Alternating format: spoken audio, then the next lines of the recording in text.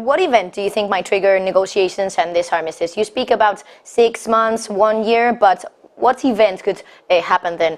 Because the war seems determined to, both parts, the West also, seems determined to win the war.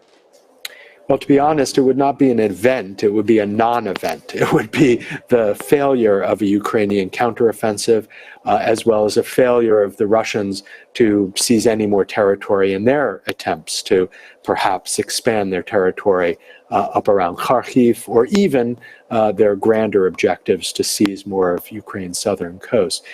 So it's the failure of those efforts by both sides, in other words, a non-event, which would lead to an armistice.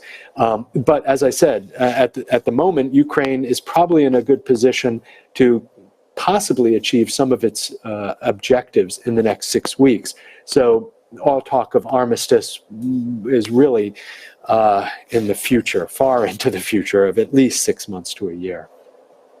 Do you think that a lasting peace is better than a victory in this war?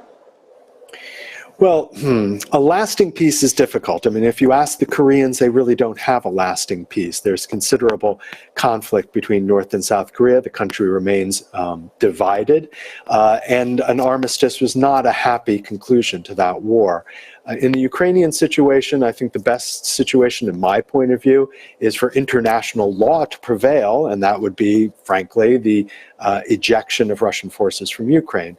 But in terms of a sustainable solution, we have to get to a point in which both Ukraine and Russia are more or less satisfied, or should we say more or less dissatisfied in an equal way with the result, and are not tempted to try to change the status quo.